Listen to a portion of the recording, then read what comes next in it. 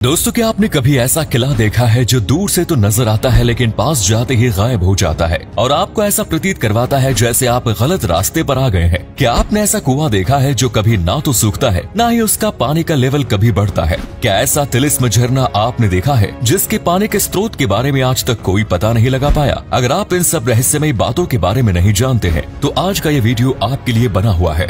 अशोक का कुआं। भीषण गर्मी पड़ने पर दुनिया की हर जगह नदियों, तालाबों और कुएं के पानी के सूखने का दौर चल पड़ता है, लेकिन भारत में एक कुआं ऐसा भी है जहां पर भीषण गर्मी होने के बाद भी इस कुएं का पानी कभी नहीं सूखता है।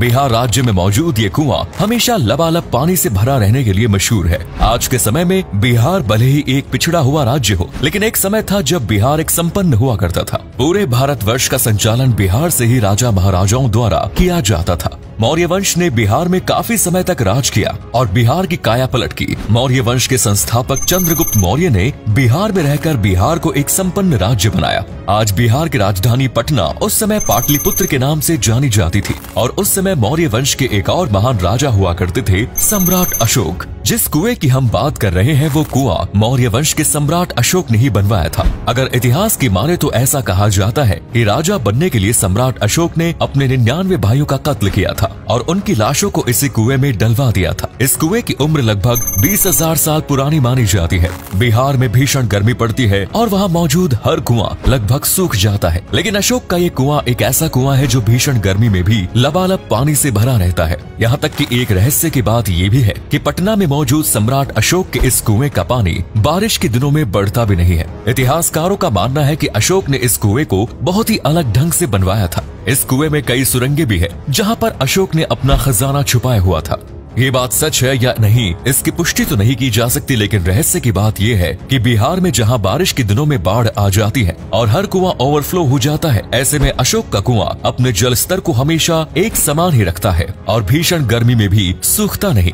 आज इस कुएं को सरकार द्वारा बचाने के लिए जाली से ढकवा दिया गया है और इसके ऊपर एक शेड भी बनवा दिया गया है। रहस्यमयी झरना। जैसा कि नाम से ही पता चलता है, इस झरने ने कई रहस्य अपने अंदर समेटे रखे हैं, इसलिए इसका नाम रहस्यमय झरना ही रख दिया गया। असल में इसके नाम के पीछे की सच्चाई ऐसी है कि इस झरने के पानी का स्रोत कहाँ है, आज तक कोई पता नहीं लगा पाया। जितने भी झरने हमने आज तक देखे हैं, वे झरने किसी न किसी नदी से जुड़े होते हैं और ऊंचे ऊंचे पहाड़ों से नीचे गिरते नजर आते हैं, लेकिन ये रहस्यमय झरना ऐसा बिल्कुल भी नहीं है। फ्रांस के बरगंडी राज्य में मौजूद ये झरना एक कुंड में बहता है और हर समय इस कुंड में से तेज धारा में पानी बहता रहता है। आमतौर पर इस झरने से 400 लीटर पानी एक दिन में बाहर आता है, लेकिन बारिश के दिनों में एक सेकंड में 5000 लीटर तक पानी इस झरने में से बाहर बहता है। झरने का सबसे बड़ा राज है कि पिछले 300 सालों से इस झरने के पानी के स्रोत की खोज की जा रही है। कई गोताखोर इस कुंड में अंदर भी गए हैं और सच्चाई पता लगाने की भी कोशिश की है, लेकिन आज तक सफलता किसी के हाथ नहीं लगी और अपनी जान भी गंवा बैठे हैं। आपको बता दें कि लगभग 400 साल पहले रोमन साम्राज्य के लोग इसी कुंड का पानी पीने के लिए इस्तेमाल किया करते थे, इसीलिए इस कुंड को काफी सुंदर भी बनाया गया है। समय के साथ लोगों की सोच बदली और उन्होंने इस झरने के पानी की सच्चाई पता लगाने के बारे में सोचा, लेकिन कोई भी ऐसा नहीं कर पाया। कुछ लोगों का ऐसा भी कहना है कि इस झरने से पानी किसी दूसरी दुनिया से आता है। इस कुंड में किसी दूसरी दुनिया का द्वार है जहाँ से ये तिलिस्म झरना बहता है जो कभी सूखता नहीं है। उनका ऐसा भी मानना है कि उस दूसरी दुनिया में सांप ही सांप रहते हैं, इसलिए कोई भी सांप जब इस कुंड में जाता है तो कभी वापस नहीं आ पाता। इस झरने से जुड़ी और भी कई कहानियां हैं, लेकिन कितनी सच है और कितनी झूठ, इस पर विश्वास कर पाना मुश्किल है।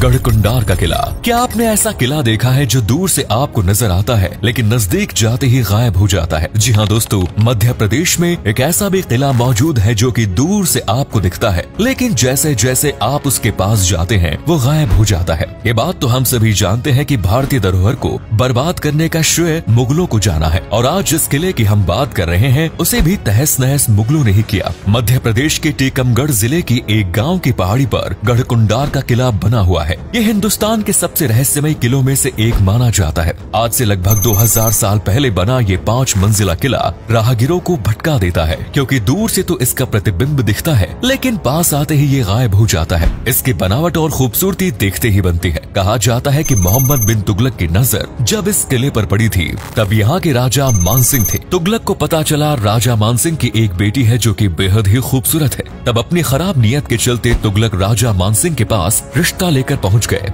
राजा मानसिंह ने इस रिश्ते के लिए मना कर दिया और इसी बात का बदला लेने के लिए तुगलक ने गढ़कुंडार के किले पर हमला कर दिया। जब राजकुमारी को पता चला कि उनकी वजह से ये युद्ध हो रहा है और बेगुनाह लोग मारे जा रहे हैं, तो उन्होंने इस किले के ऊपर से कूदकर अपनी जान दे दी। और कहा जाता है कि तभी से किला वीरान हो गया और यहाँ पर कई लोगों ने राज करने की कोशिश की लेकिन कभी बस नहीं पाए। कहा जाता है कि इस किले में राजा का खजाना भी है, लेकिन जो लोग भी उस खजाने को लेने गए वो कभी वापस नहीं आए।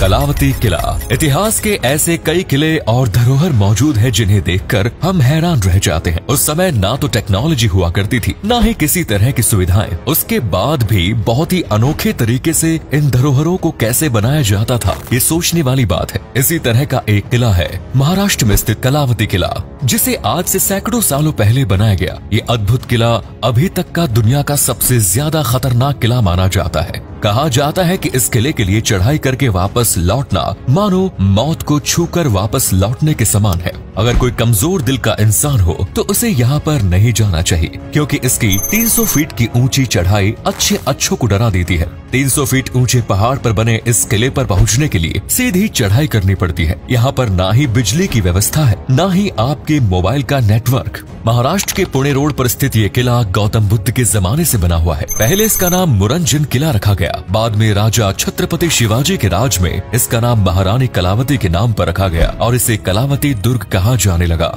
वीडियो में इस किले को देखकर आप समझ गए होंगे कि इस किले तक पहुंचना एक एडवेंचर से कम नहीं होगा। सीधी पहाड़ी पर चढ़ाई करना हर किसी के बस की बात नहीं होती। पहाड़ी के एक हिस्से को काटकर छोटी छोटी सीढ़ियां बना दी गई है, जिस पर चढ़कर ऊपर तक पहुंचा जा सकता है। लेकिन बारिश के दिनों में इन सीढ़ियों पर काई जम जाती है, जिससे कि खतरा और ज्यादा बढ़ जाता है। लेकिन इतने सब खतरे के बाद भी पूरी दुनिया से लोग एक एडवेंचर की तलाश में यहाँ आते हैं और चढ़ाई करके किले का विहंगम दृश्य एंजॉय करते हैं।